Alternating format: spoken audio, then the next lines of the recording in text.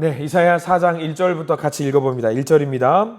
그날에 7 여자가 한 남자를 붙잡고 말하기를 우리가 우리 떡을 먹으며 우리 옷을 입으리니 다만 당신의 이름으로 우리를 부르게 하여 우리가 수치를 면하게 하라 하리라.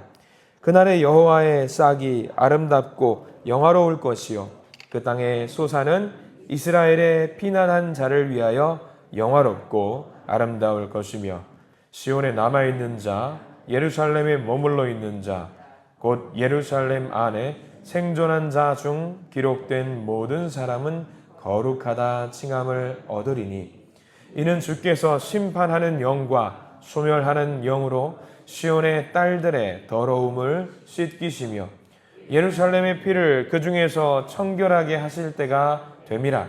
여호와께서 거하시는 온 시온 산과 모든 지폐 위에 낮이면 구름과 연기, 밤면 화염의 빛을 만드시고 그 모든 영광 위에 덮개를 두시며 또 초막이 있어서 낮에는 더위를 피하는 그늘을 지으며 또 풍우를 피하여 숨는 곳이 되리라.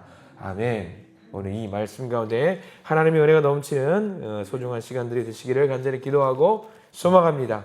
우리 기도하는 마음으로 먼저 고백합니다. 하나님과 동행하겠습니다. 아멘. 우리 옆 사람 축복하면서 하나님과 동행하십시오. 아멘. 하나님과 동행하는 날 되시기를 소망합니다.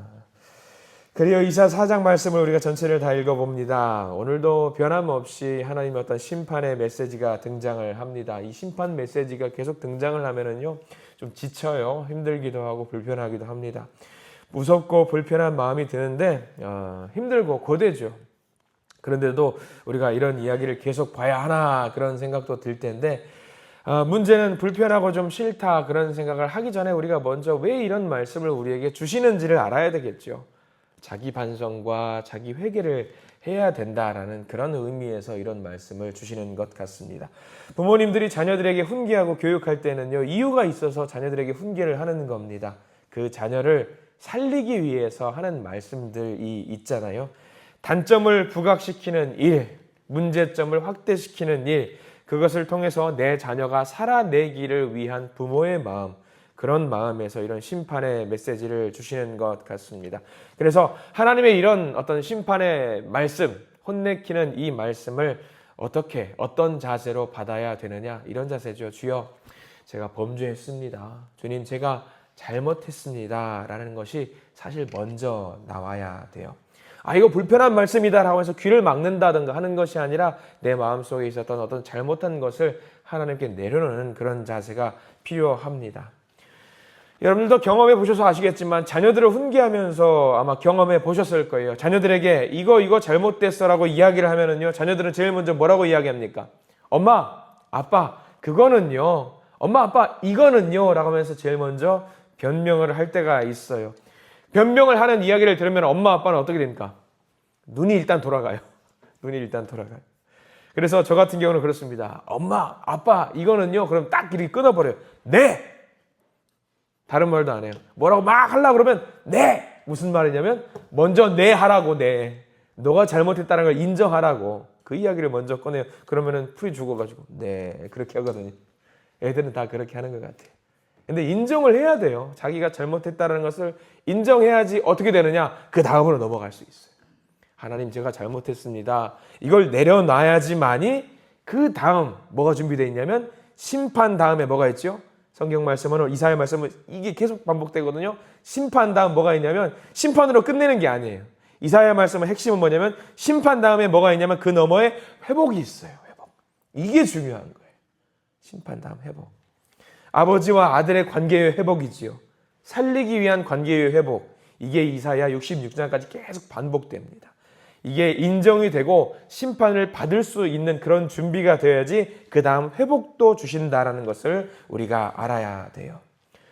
그래서 이게 나와 상관없는 이야기라고 생각하는 그런 사람들을 향해서 이거는 상관없는 이야기가 아니야. 너의 이야기야. 변명하는 사람들을 향해서 변명하지 말고 받아들였으면 좋겠어. 그래서 하나님은요, 심판과 함께 회복을 같이 이야기하고 있습니다. 심판 중요합니다. 근데 하나님께서 집중하시는 것은 회복입니다. 오늘도 그 회복에 대한 이야기가 기록이 되어 있습니다. 심판에 초점을 맞출 것이냐, 회복에 초점을 맞출 것이냐, 그건 이제 우리의 몫이겠죠. 자, 1절부터 한번 볼까요? 1절부터 먼저 심판의 이야기를 주십니다. 1절 읽어봅니다.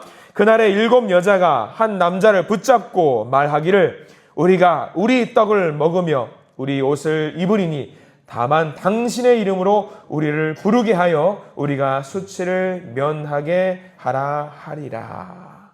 뭔가 좀 불편한 이야기들이 계속되고 있는 거죠. 심판을 말하는 걸까요? 회복을 말하는 걸까요? 1절 한 절만 봐서 뭘 말하는 거냐면 심판입니다. 심판에 대한 이야기예요. 특별히 1절 말씀은요, 그 앞에 나와 있는 3장과 이어지는 거예요.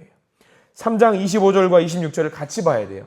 자, 지금 1절에 나와 있는 이 여인이 뭔가 문제가 있는데 무슨 문제일까? 그 앞에 나와 있는 25절과 26절 같이 읽어볼 텐데요. 자, 읽어보겠습니다. 25절입니다.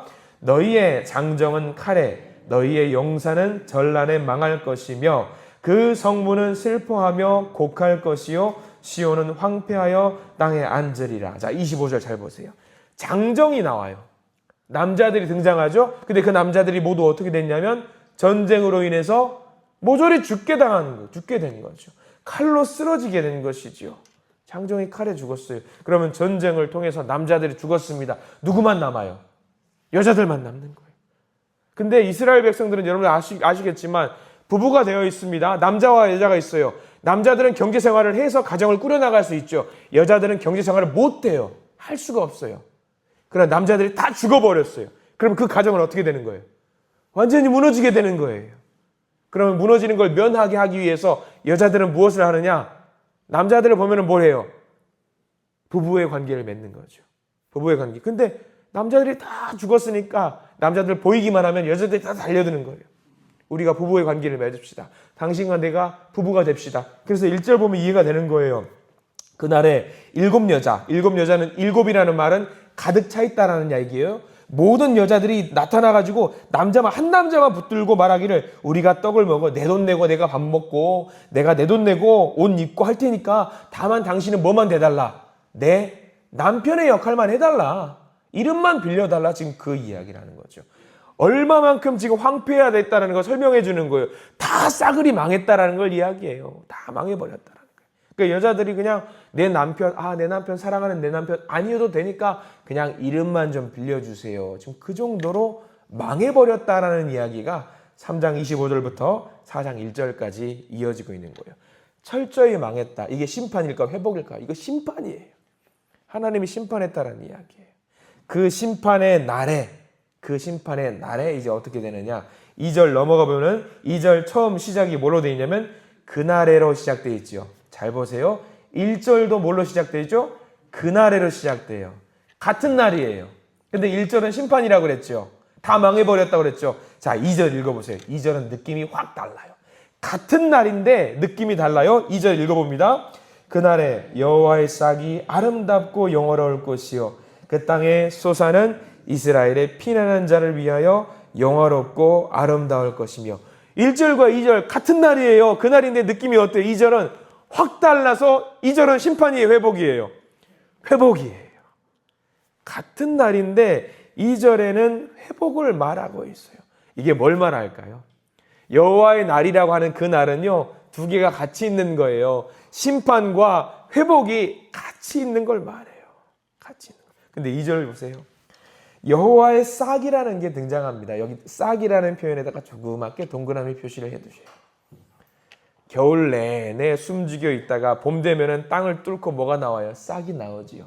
근데 그 싹은 그 얼어붙은 땅을 뚫고 나오는 게 아주 강력해서 주먹을 뻥 치면서 나오는 거예요? 아니죠. 그 싹 올라오는 거 여리여리해요. 밟으면 죽을 것 같아요. 근데 그것들이 언 땅을 뚝 뚫고 나와요. 이건 뭘 말할까요? 우리 예수님을 상징하는 말이 여호와의 싹이에요. 싹. 여리여리하게 다 등장하지만 이거를 다 이겨내고 회복시키는 역사가 있다는 것이 여호와의 싹인 거죠. 그래서 여러분들이 여호와의 싹에 대해서 같은 이사야 선지자가 했던 말인데 메모를 좀 해두셔요. 이사야 53장 2절이라고 적어두시면 나중에 묵상하실 때 도움이 좀 될 거예요. 제가 읽어드릴 거거든요. 이사야 53장 2절 여호와의 싹. 자, 읽어드립니다. 그는 주 앞에서 자라나기를 연한 순 같고 마른 땅에서 나온 뿌리 같아서 고운 모양도 없고 풍채도 없은즉 우리가 보기에 흠모할 만한 아름다운 것이 없도다. 아무것도 없다라는 얘기야. 이 싹. 근데 그 연한 순 같은 그 싹이, 그 존재가 예수 그리스도가 무엇을 하느냐? 2절 말씀 보면은요, 영화롭고 아름다워서 피난한 모든 사람들을 똑같이 어떻게 만든다? 아름답고 영화롭게 만든다. 하나님께 피한 자는 결국 어떻게 된다? 회복된다. 그 얘기, 회복된다. 심판의 날이라고 할지라도 여호와 예수 그리스도를 피하면, 예수 그리스도에게 피할 수만 있다라고 한다면은요, 거룩하게 칭함받을 수 있고요, 거룩하다 인정을 받을 수 있다라는 이야기죠. 귀한 말씀이에요. 귀한 말씀. 특별히 3절 말씀 보세요. 우리 3절도 귀한 말씀. 특별히 3절 같은 경우는요, 신학적으로도 굉장히 중요한 말씀이 등장해요. 3절은요, 전체 다 밑줄 그으셔야 되는데요. 3절 읽어보겠습니다. 시작. 시온에 남아있는 자, 예루살렘에 머물러 있는 자, 곧 예루살렘 안에 생존한 자 중 기록된 모든 사람은 거룩하다 칭함을 얻으리니. 거기 시온에 남아있는 자에다 밑줄을 그어두십시오. 왜 중요하냐?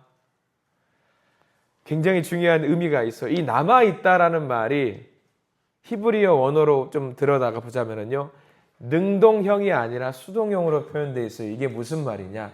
내가 남아있고 싶어서 하나님 곁에 남아있는 자가 아니란 말이에요. 수동형이라는 것은 뭐냐면 남아있고 싶든지 말든지 상관없이 하나님이 택해 주셔가지고 남아있는 자를 세워주셨다라는 이야기가 남겨있거든요.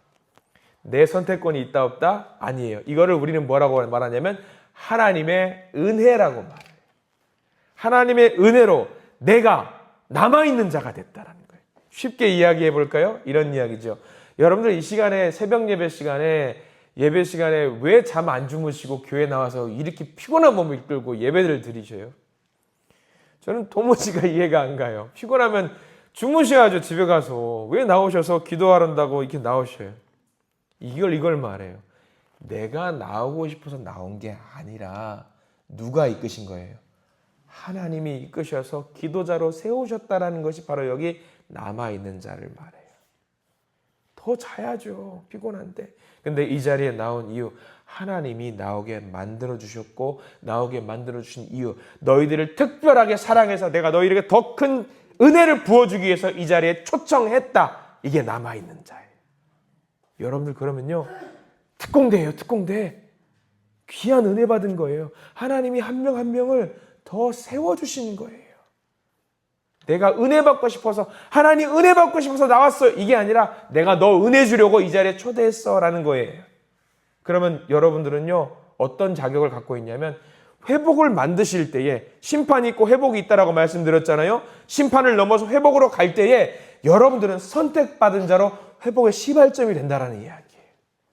여러분들 가정에서, 여러분들 계신 그 자리에서, 여러분들이 발걸음으로 한 걸음 내딛는 그 자리가 회복의 자리가 될 텐데, 하나님이 여러분들에게 회복할 수 있도록 그 시발점으로 만들어 주셨다라는 거예요. 근데 우리는 겸손해서 뭐라고 말하냐면 이렇게 말해요. 하나님, 제가 능력이 없는데 제가 그 길을 감당할 수 있겠어요? 하나님, 저 자격 없어요. 저 부족해요. 저 능력이 없어요. 그렇게 말하면서 그거를 거부할 때가 있어요. 근데요, 저 자격 없어요. 저 부족해요. 저 능력 없어요. 알아요. 저도 알아요. 능력 없는 거 알아요. 근데 그 자리에 누가 그 자리로 세우셨냐? 하나님이 세우셨어요. 하나님. 그리고 하나님이 세우시면서 동시에 능력도 주셨어요. 능력을 주셨어요. 그게 남아있는 자예요. 남아있는 자. 그래서 남아있는 자, 남겨주신 자로 큰 은혜를 누린과 동시에 계신 그 자리에서 하나님 나라를 만드실 수 있는 그 마중물의 역할을 우리가 감당해야 돼요. 3절에 보면은요, 기록된 모든 사람은 거룩하다 칭함을 얻으리니 라고 나와 있죠. 거기도 밑줄을 그어두실까요? 기록된 모든 사람은 거룩하다 칭함을 얻는다. 거룩하다 칭함을 얻는다. 기록된 모든 사람, 여러분들의 이름이 어디에 기록되어 있다라는 말이에요. 하나님 나라 생명책에 기록이 되어 있다라는 이야기입니다. 얼마나 감사해요. 자격도 없고 능력도 없는데 아무것도 가진 것도 없는데 하나님께 내세울 것도 없는데 하나님이 특별하게 선택해 주셔서 기록을 해 주셨대요. 그러면서 말씀하셔요. 야, 너희들은 참 거룩하다. 이 심판의 때에, 이 암울한 때에 거룩한 자로 내가 세워줄게. 이름을 새겨줄게. 여러분들, 우리는 그냥 저냥 믿는 사람 아닙니다. 하나님께 택함 받은 자라는 것을 명심하시기 바랍니다. 합당한 사람. 하나님의 자녀로 그러니까 살아가야 돼요. 여기 있는 여러분들을 통해서 하나님의 구원 사역이 이루어지게 됩니다. 아유, 목사님, 구원 사역은요, 목사님이나 어떤 중직자들이나 하는 거죠? 아니요, 절대 아니에요. 중직자들도요, 지옥 갈 수 있어요. 구원 사역에서 빠질 수 있어요. 근데 하나님이 여러분들을 그 자리로 세워주셨다라는 것은 귀한 은혜고 복이라는 사실입니다. 4절 말씀 넘어가 볼까요? 4절 말씀 읽겠습니다. 이는 주께서 심판하는 영과 소멸하는 영으로 시온의 딸들의 더러움을 씻기시며 예루살렘의 피를 그 중에서도 청결하게 하실 때가 됨이라. 심판하시는 영, 소멸하시는 영, 이것을 두고 우리는 성령이라고 말을 하죠. 성령이 청결하게 한다. 여기서 청결하게 한다는 말은 때가 묻어서 청결하게 만든다, 깨끗하게 만든다라는 말이 아닙니다. 하나님께 예배 드릴 때, 하나님께 제사를 드릴 때 그 제물을 깨끗하게 하는 것을 말합니다. 우리를 깨끗하게 하셔서 우리를 온전한 예배자로 세우신다라는 이야기입니다.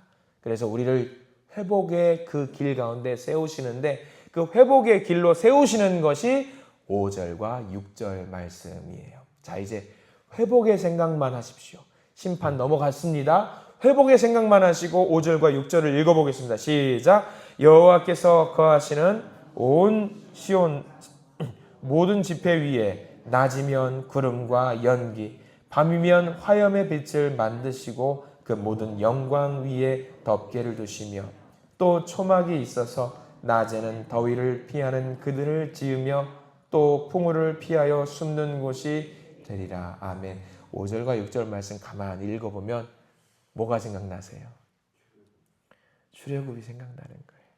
구름 기둥과 불 기둥으로 인도하셨던 이스라엘 백성들 함께 하셨던 출애굽의 역사 다 심판하셨죠. 애굽의 모든 것을 심판하셨는데 하나님께서 결국 어떻게 하셔요? 히브리 민족들을 선택하셔서 히브리 민족에서 예뻐서 선택해요? 아니요. 하나님이 선택해 주셨잖아요. 선택받아서 그들을 하여금 구름 기둥과 불 기둥으로 인도하셨던 그 역사를 설명하고 있는 거죠. 회복이죠. 회복을 설명하고 있는 거예요. 아, 맞아. 우리 그때 그렇게 힘들었는데, 심판의 때에 힘들었는데, 눈물 났는데 하나님께서 구름 기둥과 불 기둥으로 우리를 인도해 주셨어. 하나님과 동행하던 그때를 떠올리는 거예요. 기억하는 거죠. 귀한 회복의 역사. 그래, 내가 이렇게 살아가는 것은, 오늘 하루 이렇게 예배자로 섰던 것은, 오늘 하루 살아가는 것은 내가 하나님의 자녀인데 청결한 자로 살아가야지, 결단해야지. 이게 회복의 시작입니다. 심판은요, 멸망시킬 것을 염두에 두고 하시는 것이 아니에요. 하나님의 심판은요, 회복하게 만드시려고, 소멸하는 영은요, 멸망하게 만드는 것이 아니라 하나님께로 돌아오게 만들고자 하나님께서 회복시키시려고 만드시는 거예요. 여러분, 오늘 이 말씀을 잘 기억하셨으면 좋겠습니다. 우리는 남은 자예요.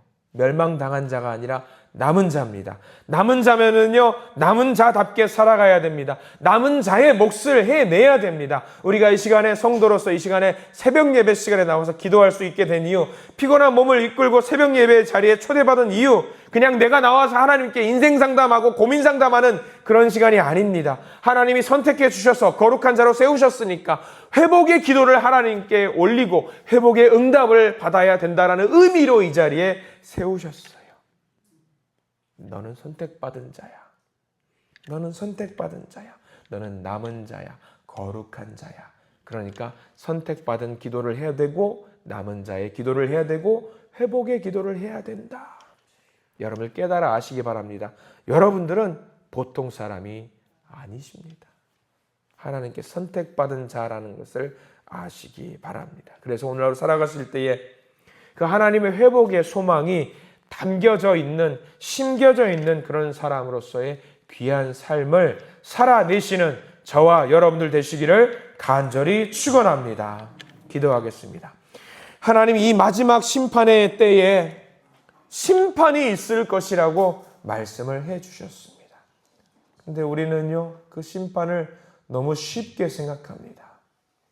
벌 조금 받겠지, 조금 아프겠지, 그 정도로 생각하고 넘길 때가 많습니다. 근데요, 우리 오늘 말씀을 통해서 이야기해 주십니다. 모든 것이 사라지고 없어지고 무너지는 시대라는 것을 우리가 쉽게 느끼지 못하는데 심판의 때에는 바로 그런 날이라는 것을 알려주십니다. 주님, 우리가 하나님의 그 심판의 메시지를 받았을 때에 그 자리에 무릎 꿇고 회개하며 하나님 용서해 주세요 하면서 나아갈 수 있는 마음이 청결한 자가 되게 해 주시옵소서. 그러나 하나님 심판하시 그때에는요, 회복과 구원도 동시에 이루어지는 것임을 알게 해주시니 참 감사합니다. 주님, 우리가 구원받은 사람의 자리에서 합당한 역할을 감당할 수 있도록 도와주시옵소서. 주님, 세상을 변화시키지는 못하겠지만 아버지, 우리가 기도하면서 우리의 가정을 변화시키시고 우리의 교회를 변화시키고 아버지, 우리가 있는 이 지근거리에 있는 상황들을 변화시킬 수 있는 회복의 사람들, 남겨진 사람들이 될 수 있도록 저희들 인도하여 주시옵소서. 오늘 하루 살아갈 텐데 하나님, 심판이 아닌 심판 너머에 있는 회복을 보여주실 하나님을 기대하며 나아갑니다. 주님을 의지하는 삶을 살 수 있도록 도와주시옵소서. 예수 그리스도 이름으로 간절히 기도드립니다.